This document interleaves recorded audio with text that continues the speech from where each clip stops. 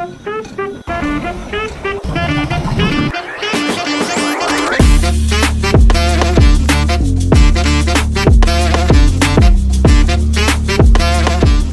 yo yo, what is up mga ludi?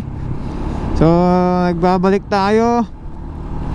So pupunta tayo ng ano ngayon, Kimco Bawang La Union. Magpapa change oil. Kasi nasa ano na 347 na nakalagay. Supposedly dapat 300 kilometers lang. Pero wala tayong magagawa doon.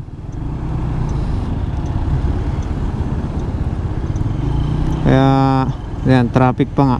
Natin walang enforcer Kaya let's go. Buti pinagbigyan tayo. So malapit lang naman malapit na rin ako sa Kimco. Ang bilis naman kasi, syempre ang layo ng biyahe ko everyday. Imagine Agoo to Bangar. Talagang mabilis kung maaabot lang yung odometer na recommended.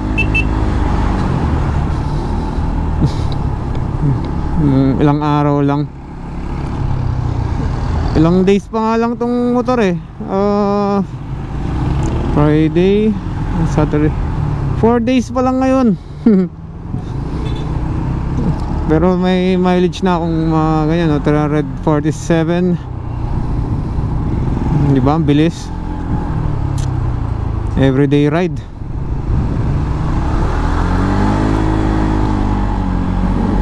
So change oil lang naman yung gagawin. So silipin natin mamaya kung paano mag change oil nito. So titignan ko kung kamusta ba yung langis na tatanggalin, kung kung gaano ba siya kadumi, ganon, para alam naman natin, para hindi tayo ignorante.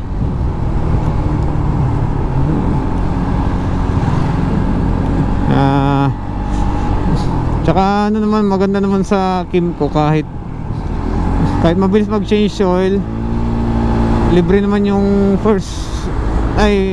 yung 4 na change oil, yung labor nya libre naman. So langis lang bibilin natin. Ang kagandahan pa nito, wala tayong bibilin na oil filter kasi hindi na siya kailangan, purely langis lang.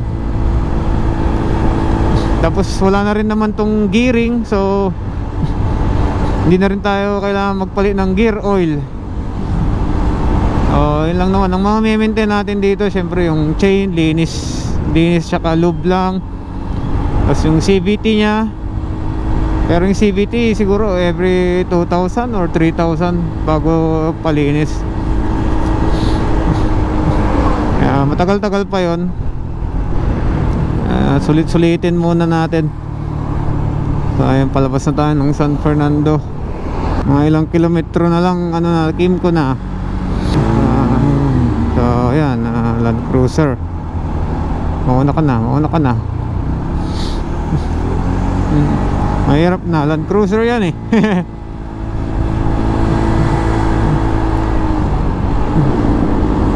Alright, tignan na rin natin mga display. So dati Kimco KTM yon. So dahil sa issue ng KTM na bankruptcy, pinull out daw yung mga KTM nila. So CF Moto na yung mga bagong display nila. So dito na tayo. Ayan. So tignan na rin natin mga display nila.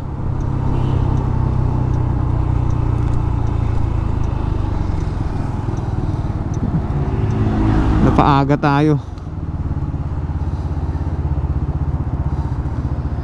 So ayun yung mekaniko, nakaupo dun. So balikan ko kayo mamaya. Kausapin ko muna sila. So let's go. So ayan mga lodi, Tapos na tayo magpa-change oil. So sobrang linis pa naman yung dati niyang oil. Kaso yung mga stock na, I mean yung magnetic bolt niya, meron siyang mga nakuhang mga parang pinong-pinong mga bakal.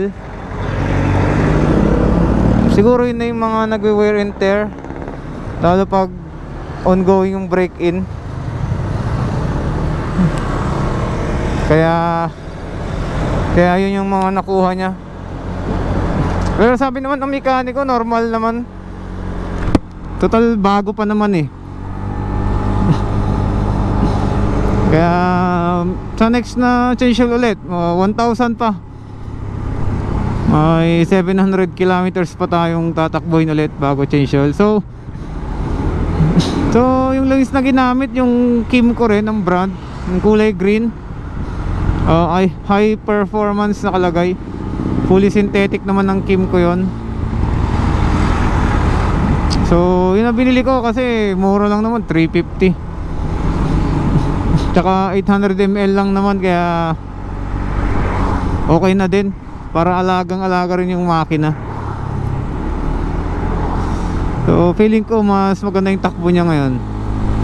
Basta bagong change oil talaga ang mga sasakyan or motor, mas magandang takbo eh. So yun lang naman yung ginawa. Wala naman ng iba. Bali nagpatagal lang sa akin doon yung pagpapalamig ng engine. Siyempre galing sa malayong biyahe, so pinalamig pa bago para hindi masira yung mga tornilyo. Kasi nag-expand yung mga yun doon dahil sa init eh. So goods naman lahat.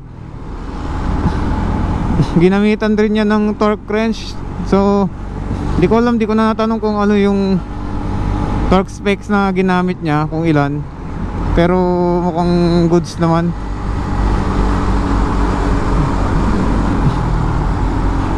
Kaya ayun, kaya alam kong hindi niya na over tighten. Tamang tama lang din, parang stock din.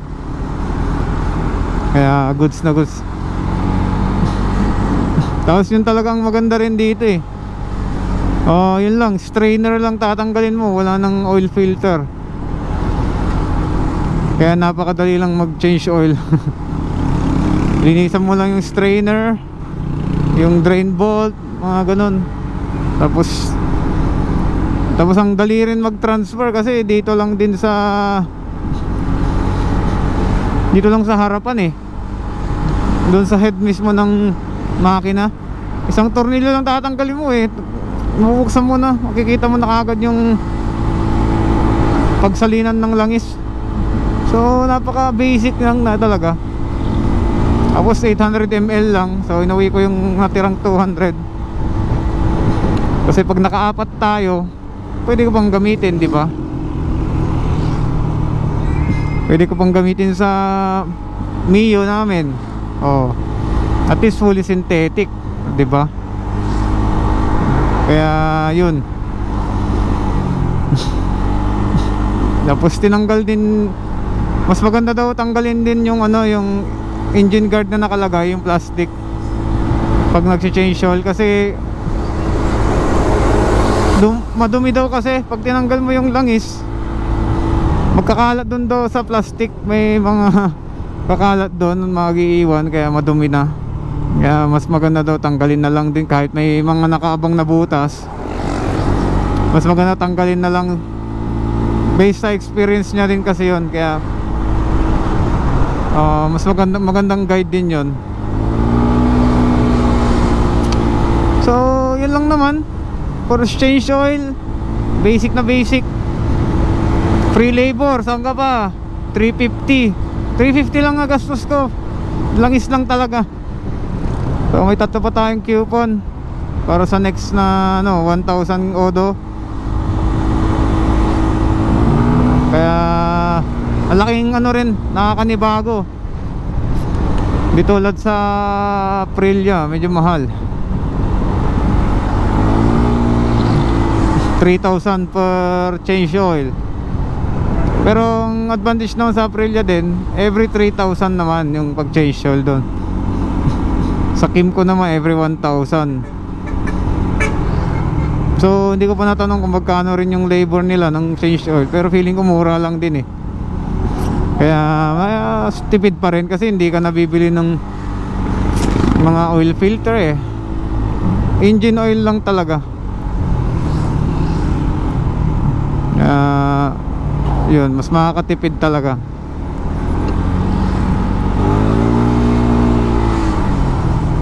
So ride na lang tayo ulit. So next time ulit, next ride ulit para ano, ibahan naman natin yung topic.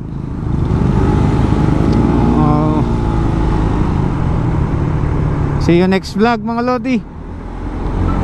Ride safe always. Please subscribe. And peace.